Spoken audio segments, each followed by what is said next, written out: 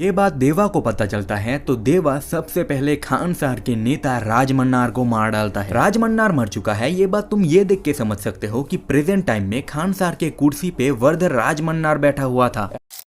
मतलब रुद्रा मर चुका है, क्योंकि रुद्रा अपने जीते जी तो वर्ध राजमन्नार को अपने कुर्सी पे बैठने ही नहीं देगा। Then detail number 8, Prashanth Neel ने केजीएफ को यूज किया सलार को प्रमोट करने के लिए। अपना फाइनल डिटेल नंबर 10, आखिर वर्धा और देवा एक दूसरे का जानी दुश्मन कैसे बने। तो 1985 में शिव मन्नार मरने के बाद then Salaar part 1 ceasefire के कुछ सीन्स को डीकोड करने के बाद मुझे सलार पार्ट 2 के स्पॉयलर्स मिला है, जो कि बहुत ज्यादा शॉकिंग है। एंड मूवी के डायरेक्टर प्रशांत नील ने सलार के साथ केजीएफ के कनेक्शन को एज ए प्रमोशन मटेरियल बहुत ज्यादा स्मार्टली यूज किया है। ऐसे ही मेरे पास बहुत सारे हिडन डिटेल्स हैं जिन्हें तुम देखते तो हो बट वीडियो को एंड तक नहीं देखते। तो प्लीज वीडियो को एंड तक देखना, क्योंकि इस तरह के हिडन डिटेल्स को ढूंढने में एंड इस तरह के वीडियोस को मोबाइल से एडिट करने में लिटरली बहुत ज्यादा मेहनत लगता है। और अगर हो सके तो प्लीज चैनल को सब्सक्राइब, वीडियो को लाइक एंड मोस्ट इम्पोर्टेंटली अपना ओपिनियन जरूर देना कमेंट में। All right then detail number 1, movie के शुरुआत में जब रुद्रा ने वर्धा के नथुनी को ले लिया था तब वर्धा देवा को ले आता है। एंड ये देख के रुद्रा ये कहता है कि मैंने तो सोचा था कि तुम फौज लेके आओगे, लेकिन तुमने तो इस चूजे को ले आया।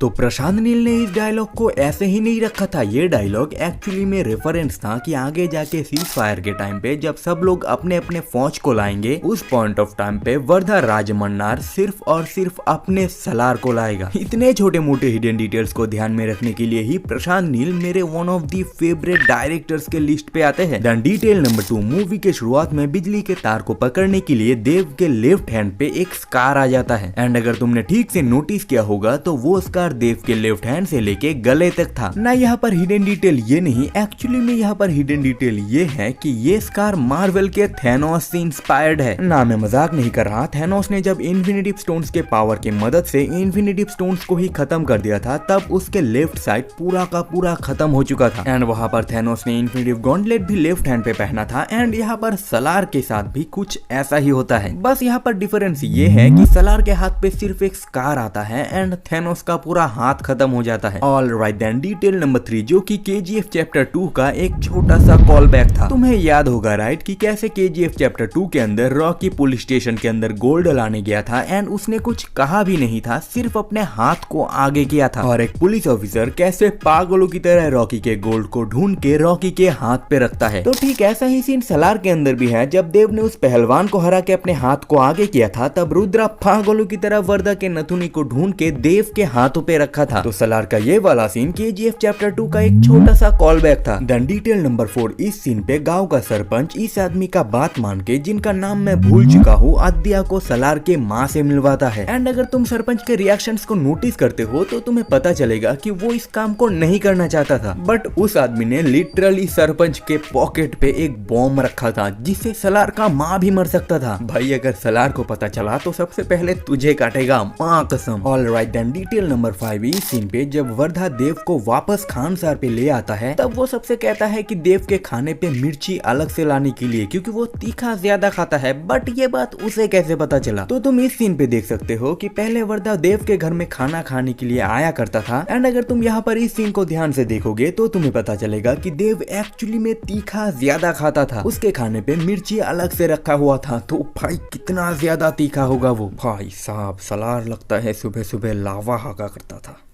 All right then detail number 6, जो कि बहुत ज्यादा इंपॉर्टेंट है, ध्यान से सुनना। मूवी शुरू होता है 1985 को, जब देव और उसके माँ खानसार से बाहर निकल आते हैं। एंड उसके बाद प्रेजेंट टाइम को दिखाया जाता है, जो होता है 2017, यानी देव और उसके माँ को खानसार के निकल के आज 32 साल हो चुके हैं। एंड उसके बाद जब मूवी में खानसार के बारे में कहा जाता है, तब वहाँ पर एक टाइमलाइन दिखाया जाता है जो होता है 2010, यानी 2010 के अंदर ही सीज फायर का ऐलान होता है। वर्धा देव को बुलाता है एंड देव सबकी बजाता है। और फिर यहाँ पर देव का माँ भी तो ये कहता है कि 7 साल से गाँव से गाँव घूम रहा हूँ। और फिर मूवी में ये भी कहा जाता है कि 7 सालों से वो कृष्णकांत को भी ढूंढ रहा है। तो अगर 1985 से 2017 तक 32 साल होता है, और अगर हम उन्हीं 32 सालों से 7 साल निकाल दे तो निकलता है 25 साल। यानी अगर हम 1985 से देखें तो निकलता है 2010। तो आखिर 2010 में ऐसा क्या हुआ कि देव की माँ 7 सालों से गाँव घूम रहा है? क्योंकि देव और उसकी माँ 1985 में ही खान सर से निकल चुका था, तब तो किसी ने नहीं ढूंढा उन्हें। एंड राज मन्नार की बड़ी बेटी कृष्णकांत को पागलों की तरह क्यों ढूंढ रहा है। सलार का 1985 से लेके 2017 का जो ये टाइमलाइन है, इस टाइमलाइन के अंदर 2010 एक बहुत बड़ा प्लॉट होल है, जो कि मैं इस वीडियो में क्लियरली तो नहीं समझा सकता, लेकिन अगर तुम चाहो तो मैं नेक्स्ट वीडियो में क्लियर कर सकता हूँ इसे। All right then, detail number 7। इस सीन पे हेलीकॉप्टर का ये आदमी जब सलार को देखता है तब वो कहता है कि इसी ने इस सील को बनाया है। एंड इसके बाद जब हमें वरदराज मन्नार को दिखाया जाता है तब वो कहता है कि नियम उसी के हैं तो मरना उसे पड़ेगा ही, ऐसा ही कुछ कहा था। तो यहाँ पर ये दोनों डायलॉग सुन के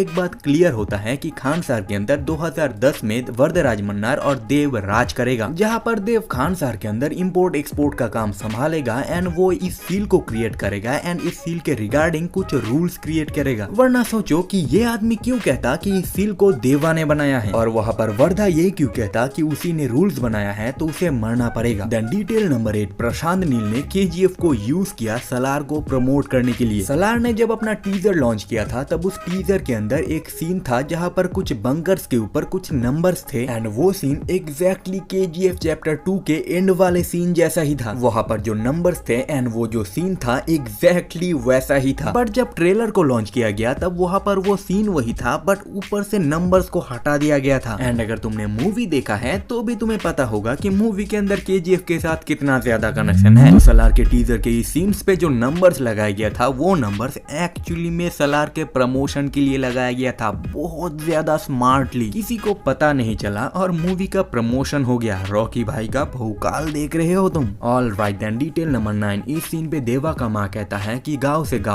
गांव भटक रहा हूँ 7 सालों से। तो वो लोग 7 सालों से ही क्यों भटक रहे थे वो तो मैंने डिटेल नंबर 6 पे ऑलरेडी बता के रखा है, बट मैंने ये नहीं बोला कि वो लोग गांव से गांव ही क्यों भटक रहे थे। तो तुम मूवी के शुरुआत में ही नोटिस कर सकते हो कि खान सर के लोगों के पास ऑल ओवर इंडिया के अंदर जितने भी CCTV कैमरास है सबके एक्सेस है। तो अगर देव और उसके माँ किसी भी शहर में रहते तो पकड़े जा सकते थे CCTV कैमरास के थ्रू। देन अपना फाइनल डिटेल नंबर 10, आखिर वर्धा और देवा एक दूसरे का जानी दुश्मन कैसे बने। तो 1985 में शिव मन्नार मरने के बाद जब राज मन्नार शोरियाना कबीले को रातों रात खत्म कर देता है तो वहाँ पर राज मन्नार शोरियाना कबीले के सरदार को भी मार डालता है, जो कि होता है देवा का पिताजी। एंड जब ये बात देवा को पता चलता है तो देवा सबसे पहले खान सर के नेता राज मन्नार को मार डालता है। राज मन्नार मर चुका है, ये बात तुम ये देख के समझ सकते हो कि प्रेजेंट टाइम में खान सर के कुर्सी पे वर्ध राज मन्नार बैठा हुआ था। एंड अगर राज मन्नार मरने के बाद भी खान सर के कुर्सी के ऊपर वर्ध राज मन्नार बैठा हुआ है, इसका मतलब रुद्रा मर चुका है, क्योंकि रुद्रा अपने जीते जी तो वर्ध राज मन्नार को अपनी कुर्सी पे बैठने ही नहीं देगा। एंड इन दोनों के मौत के सदमे से ही राज मन्नार की बड़ी बेटी पागल हो चुका है। पता है कि थ्योरी थोड़ा बहुत अटपटा है बट चांस तो है। तो बस माल मसाला खत्म,